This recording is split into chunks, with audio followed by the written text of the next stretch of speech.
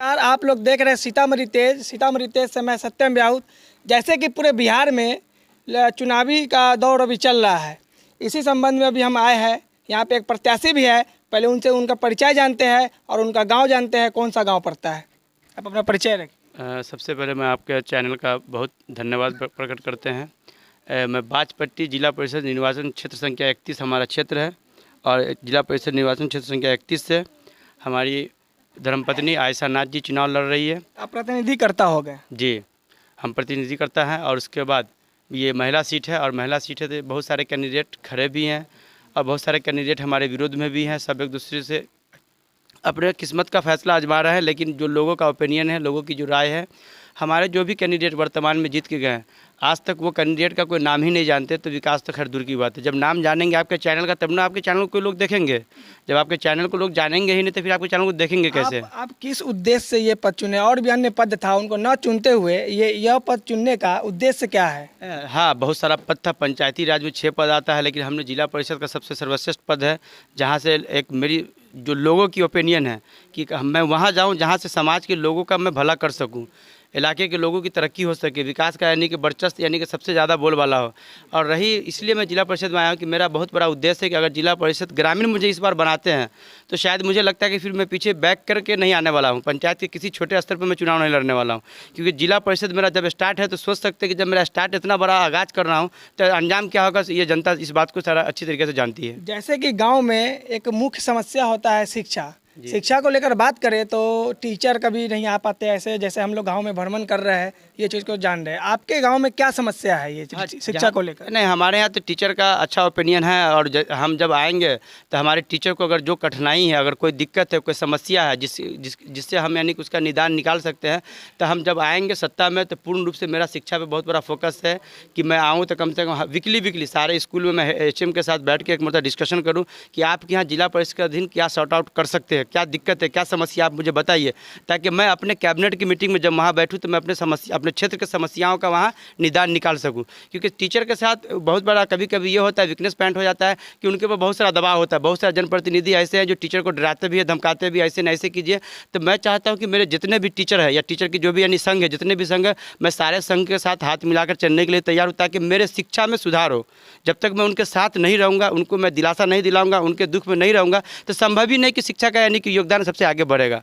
अगर यहाँ की जनता आपको चुनती है तो आपका प्रथम कार्य क्या रहेगा? सबसे पहले मेरा प्रथम कार्य है कि मैं डोर टू डोर कैंपेनिंग करके जो लोगों की जो सबसे बड़ी समस्या है, बहुत सारे लोगों का वृद्धा पेंशन में यानी कि वृद्धा पेंशन से वंचित है, बहुत सारे जो मस्मात है जिनका वृद्धा पेंशन नहीं मिल रहा है, तो मैं सबसे पहले जब मैं आऊँगा तो डोर टू डोर मेरे 4 लड़के हैं जिसको मैंने डिप्यूट कर रखा हूँ कि चुनाव जीत के आऊँगा। फंड सरकार का हो या नहीं हो वो सेकेंडरी चीज़ है, लेकिन मेरे माध्यम से, मेरी ताकत से, मेरी जितनी क्षमता है या जितनी मेरी कैपेसिटी है, मैं 4 लड़के का बहाल किया हूँ। हर पंचायत में डोर टू डोर जाकर वो कैंपेनिंग करेगा कि सबसे पहले बात क्या आपको वृद्धा पेंशन में क्या समस्या, जो नहीं मिलने का रीज़न बताइए, ताकि मैं वहाँ पर एकदम ऑन स्पॉट यानी कि वर्क करूँ। उसी तरह यानी कि मेरा है कि जैसे बहुत सारे लोग बहुत सारे लाभ से वंचित है, बहुत सारे लोगों को डराते धमकाते हैं जो कैंडिडेट सब है, तो हम चाहेंगे कि डोर टू डोर मेरी मजबूती एक मेरे हर मतदाता मालिक के साथ बनी रहे।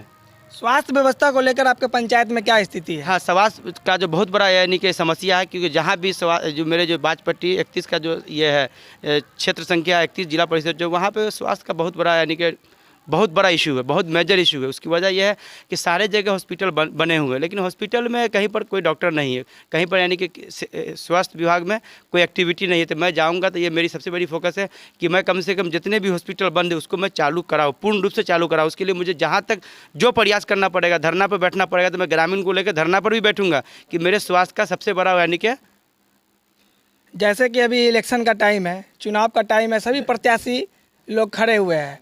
अब अनेक प्रत्याशी अनेक वादे करते हैं, वही जीतने के बाद अपने वादे पे कायम नहीं हो पाते हैं। हाँ, जहाँ तक जो भी वर्तमान प्रत्याशी है मेरे साथ, और मेरे पूर्व वर्तमान प्रत्याशी से लोग भी हैं, उनके कार्य से लोग इतने दुखी हैं कि शायद लगता है कि उनका कभी चेहरा नहीं देखे। जहाँ तक रही वर्क की बात, तो शायद मैं इधर मेरा जो 6 पंचायत में 26 गाँव आता है, 82 वार्ड है, 82 वार्ड से मेरे पूरे 6 पंचायत में 45 से 48 हज़ार वोटर है मेरे मतदाता मालिक।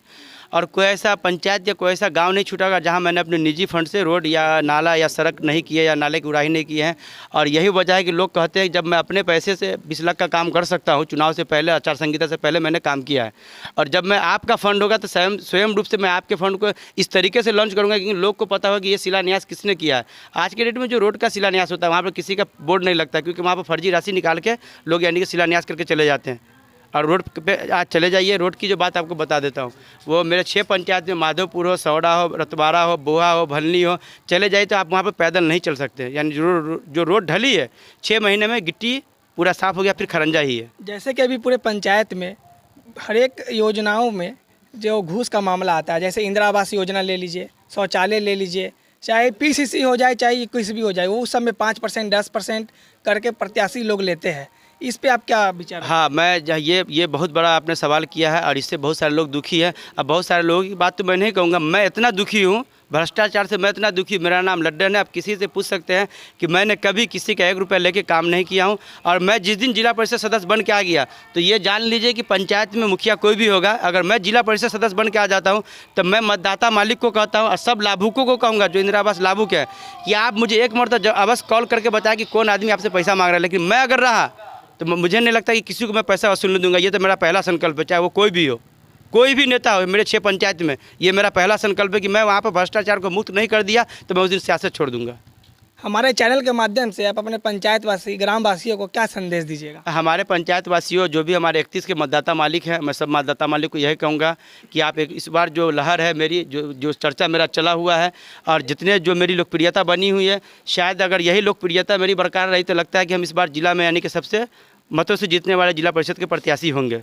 जैसे कि आप पूरा भ्रमण कर रहे हैं, अभी पूरे हर एक पंचायत हर एक डोर टू डोर जा रहे हैं, तो क्या लग रहा है? हाँ, डोर टू डोर जो मेरा कैंपेनिंग है, रुझान है, हमको नहीं, रुझान तो मुझे बाहर के लोग सब बताते हैं कि लड्डन जी इस बार आप लगता है कि जो स्थिति है, हमको लगता है कि रिकॉर्ड ब्रेक से आप जीतेगा। पूरे जिला में जो 37-38 जिला परिषद सदस्य है, हमको लगता है कि सबसे ज़्यादा मार्जिन मेरी होगी, ये मुझे यकीन है और लोगों का ये समर्थन है। क्योंकि मैंने जो किया है कार्य, जो मेरा प्रेम है, जो मेरा व्यवहार है, वो सब लोग उससे यानी कि प्रभावित है, एकदम अच्छे तरीके से प्रभावित है। तो इस वक्त आप लोग देख रहे थे सीतामढ़ी तेज हमारे साथ जुड़े हुए थे। इनका बात भी आप लोग सुने हैं, क्या क्या वादे किए हैं, और हमारे चैनल के माध्यम से ये आप लोग देख सकते हैं। धन्यवाद।